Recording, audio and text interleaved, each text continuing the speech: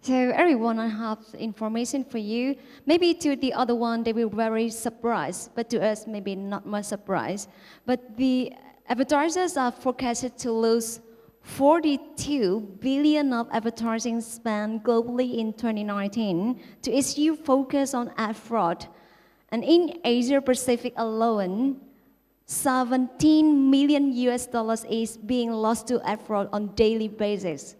And Vietnam is facing the risk of ad fraud at 21% up installed ad fraud rates.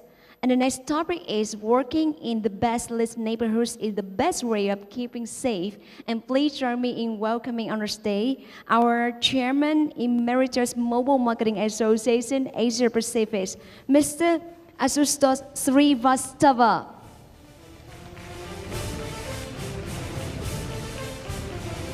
Thank you. Thank you. Hello, good morning. So it's a very serious topic. You just heard her say $42 billion of ad money is lost because of fraud, right? So what I really wanted to do is spend a few minutes here with you just to raise the consciousness in this room about the people who need to take responsibility, the solutions that are available, and just to share with you a few best practices on how it is all done. So 3 things specifically that I wanted to spend this time on: brand safety, actual ad fraud, and viewability of all the advertising that are. So how many of you have seen this article which came in Campaign magazine maybe a month ago? Anyone familiar with this? Well, that shows me how conscious everyone in this room is about ad fraud. That's not a good beginning. Okay, so this author has really talked about the scale of ad fraud and how it's the agencies who are responsible and who are the ones to blame. An interesting article, but I think given the kind of work which is being done all around the world by the brand owners, by the agencies that work with them, by the publishers, and by a number of ad tech companies, some of who are sitting in this room, I think it really does a disservice to the effort which is being done. There is a whole body of work which is focusing in this area because this is a serious problem. And I really want to raise the level of awareness, consciousness in this room, and how we all need to be alert in order to get to this solution. There's a number of things which are available to you. I have just put up 3 here.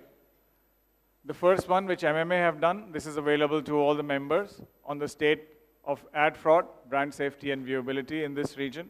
It covers Vietnam as well, so I'd urge all of you to read it. The second one at the bottom is done by IAB, and this is across Southeast Asia and India. And what was worrying to me, there were 2 or 3 takeouts from this which I had. So one is that while the global advertisers and the global brands seem to be very focused on brand safety and ad fraud, and this is driven by them all across the world, the local businesses are not. There still seems to be a lot of focus on simply getting, in the name of innovation, doing a lot of placements without really bothering about whether that is reaching the intended audience or is it going out to fraudulent impressions. The chase in that case is largely on getting to the lowest cost of delivery of the impression. And what most people do not realize is that there is a hell of a lot of that which is being wasted, either going into unsafe environments which have massive damage for your brand, or it is money which is not going to the real human beings. It's going to bots, it's going to ads which are never seen by anyone, and it's going on at a big scale. And who is the owner of that? Where should the owners be? I would say it starts with the brand owners. Now, how do we address this? So the other one which I have put up there, the brand safety book, this is from Group M. It captures all the best practices on what is being done around the world at this time, what are the technologies available, what are the different means, by which you can minimize ad fraud and make sure that your ads are appearing in the right environment and not compromising you. So let's look at what those practices are. Before that, let me just get everyone in the room on the same page on what is it that we're talking about. So if we look at ad speak, this is what a classic definition would be.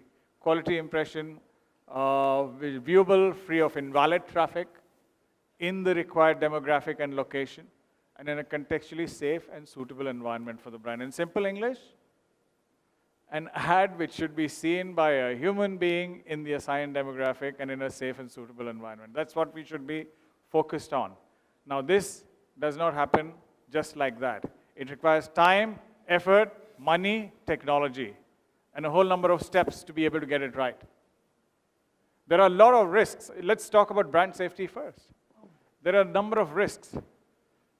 Viewability is an issue, so there's a huge financial risk coming out of fraud, viewability, not doing the tracking. There's reputational risk.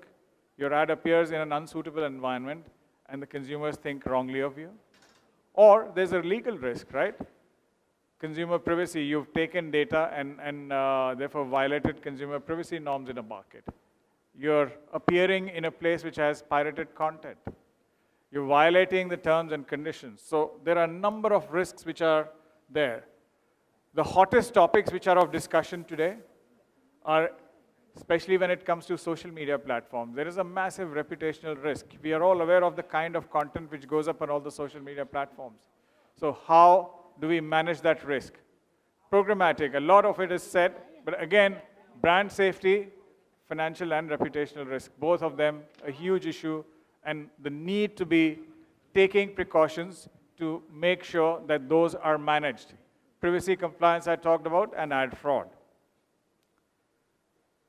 So this I have picked up from a couple of years ago. Remember, there's this huge story which broke in the global media about ads on YouTube which were appearing next to jihadi content, right? And there was a massive story around this one and huge concern. And it was estimated at that point in time that almost 10 to 12% of all the impressions were being bought were against inappropriate content like that. And the Times in London ran a massive story on this. The global media picked it up. And there was furor. Everyone woke up. All the global brand owners got together along with all the other stakeholders and put a lot of pressure on the social media platforms. However, we need to recognize that even as we start to address some of these problems, more keep arising. So what has happened since then is the level of incidence of brands appearing next to the wrong content, if you take care, if you apply the technology, has come down significantly. So at that stage, if the discussion was around applying technology and measuring what was going wrong, making sure that therefore the campaigns were optimized correctly and there was compliance, now that dialogue has shifted into a different area, because having addressed that, now it's about making sure that the brand content is appearing in context, in the right context. What is the level of risk we are prepared to take as the brand owner compared to what performance goals that we have for the campaign? And above all this, social responsibility. And some of the global bodies have come together. So, for instance, there is a Global Alliance for Responsible Media. This was initially started a couple of years ago to, again, bring the social media platforms to take ownership of the risks that were associated with the brands going in front of the wrong content. There are currently 50 members. WFA has taken ownership for all the brand owners in this room. And Group M and several other holding groups are now part of that alliance. And this is essentially to make sure that, because a huge amount of the money that the brands spend today go on social media platforms, is to make sure that they take accountability and take the steps to ensure your brands are appearing in the right environment. And there's a charter which is due to be released shortly, should happen in February next year, and hopefully everyone will collaborate, and you should join this if not. There's also other interesting work happening. So for instance, clear guidelines on what is safe content. So the body got together and identified about a dozen types of content which is deemed unsafe, as you can see on the chart. Now again, as a brand owner, some brands like to take more risk, some like to play very safe. It's a balance between the performance of the campaign and the amount of risk that you need to take. So again, identify what is the risk that you're comfortable with as a brand owner, and therefore, what should you do with your campaigns, and what precautions or what safeguards should you be taking if you want to address this properly. So simple framework, what is your risk profile? Moreover, what will you do with publishers who will not comply with what happens here? How do you align your own internal KPIs with the high quality inventory that is available? What do we need to do in terms of our own processes, in the way we work, to be able to implement some of these changes? And despite that, sometimes still there will be mishaps, there will be incidents. They've happened in your own market. The government here would have a very different point of view on what you should be appearing against or what you would not. So you have to take accountability, you have to take responsibility, and you have to be within the regulation and the law. If something goes wrong, what's your communication plan? How are you going to address that? And these things we should not be taking lightly. Coming to programmatic, again, a number of best practices that have evolved over a period of time on how to eliminate the risk. These are some which I have put down here. Trading directly with publishers and trusted marketplaces, conglomerates of publishers. Mandatory third-party verification. In the IIB report, what we saw is that whitelisting and blacklisting is very prevalent. Third-party verification is not as prevalent in this part of the world. And while it may be amongst a lot of global brands, 60 to 70% of the global brands do it, a whole lot of local businesses do not do this and therefore take huge amounts of risk and put their ads in front of the wrong people. Clear operational processes. Having proper standards. Again, there's an MRC standard for what is viewable, whether it's a display ad or whether it's a video. Implementing that in the marketplace, again, we've seen a lot of variability. So it's there, but we need to get behind it and make sure that those are basic minimum standards which are followed. And of course, there are a number of other more stricter standards. Once you have the basic standards in place, you have to put better and better standards in place, and you have to demand some of these. And of course, a lot of education, just like this session, we have to raise consciousness in our internal discussions with all the stakeholders and make sure that everyone is addressing the problem. Huge issues on data privacy and compliance as well. We sit on a lot of third-party data. So making sure that the data is authentic, it's compliant with the privacy regulations in your market, properly, there's good tag management to ensure that the ads are indeed going to the right people. The consumers themselves who've opted in to give you this data know what use that data is being put to. And again, this is not a one-time solution. We have to be conscious of this, but we've also equally got to be aware that there'll be more and more data with the rollout of 5G technology, more devices coming online. This is going to be a hot topic. Again, the need to be conscious of it and to make sure that we don't run foul of any regulations. The onus lies on everyone, the brand owners, the agencies that they work with, the ad tech companies that are part of that entire chain, and the publishers, and all the third-party data providers. Last one, very quickly, on ad fraud. So the MMA ad study is there. These are impressions which are really not appearing before the audiences which they're intended to, not human beings, right? There are lots of figures which flow around. Estimates range globally from 7 billion to as much as $42 billion. Our own estimate is potentially about $23 billion equivalent of traffic is not really being seen by consumers. So it doesn't mean that marketers are spending $23 billion there, but that's the potential inventory, which is fraud inventory. So once again, what are the safeguards? What standards do we take? This kind of fraud, again, it comes from all sorts of sources. So you have some general invalid traffic coming from all the search engines, the crawlers, which can be filtered out. So not difficult. But you have to take that space. Whitelisting and blacklisting of the different publishers.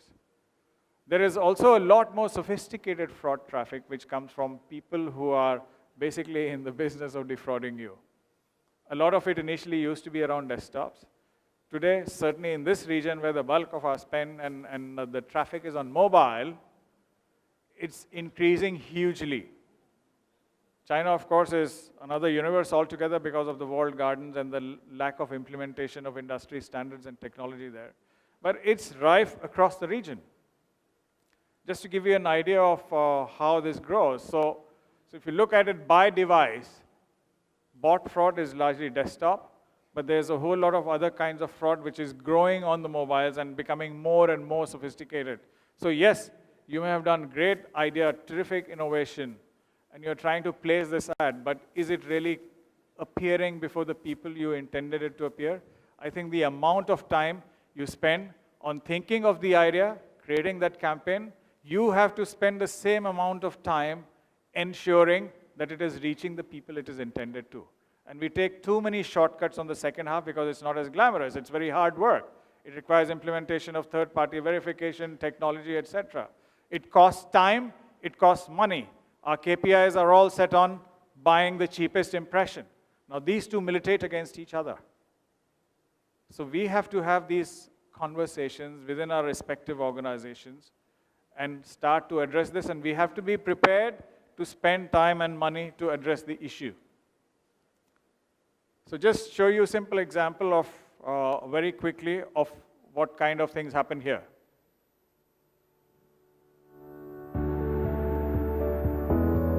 So this is an app where nobody is looking at the app itself, but there are a lot of ad calls which are coming to the server. And you're all, as brand owners, continuing to pay for these ads, which is not appearing before any consumer. I'm just showing this as one example. There are many, many other ways which fraudsters use. Multiple ads being stacked inside. Even when you switched off the ad keeps calling the ad server.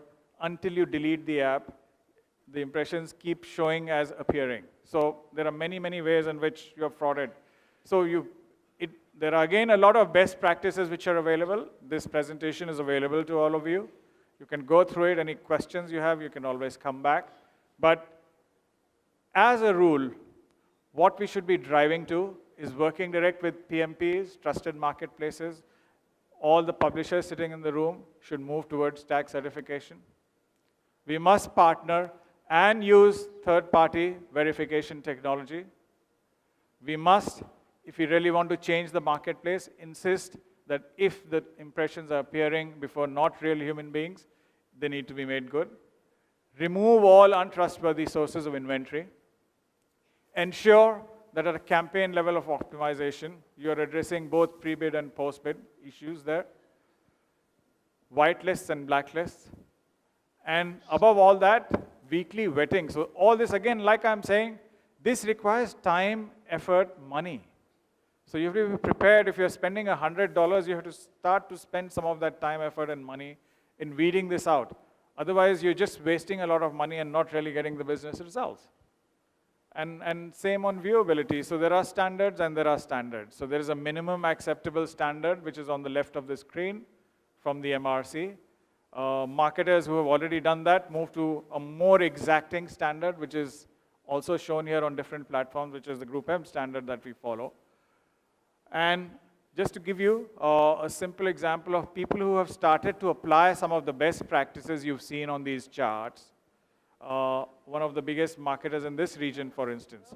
So this shows you the journey from the time that they started, putting in all the third-party verification, putting in all the best practices that you saw in the previous charts, and changing how they address these issues in the marketplace.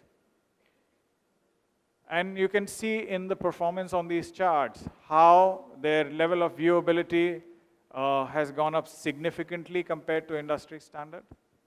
So there's huge improvement in the ROI which the marketers are getting, and this is across every market that you can see on this chart. Same on the level of ad fraud. You can see in your own market, the same marketer which was earlier dealing, remember in the beginning I showed you a chart saying 10 to 12% of the inventory was going towards fraudulent. Today you can see that it is 0.6% in Vietnam itself, for instance. For a marketer that has put in all the safeguards in place, has put in all those best practices, and put in the third-party verification, has been able to weed it out. So if you follow those practices, you will win. But I think the onus is in this room amongst all the brand owners, the publishers, the agencies, and the ad tech people to take ownership of the problem and start to drive solutions, and therefore safeguard yourself. Okay? So thank you very much. I think one of the ways in this could be done is government comes in and forces regulation. The other is, I think we are all responsible people. We are responsible companies. We are responsible marketers. We are responsible partners to those marketers. I think the onus is very much on us to do what is right.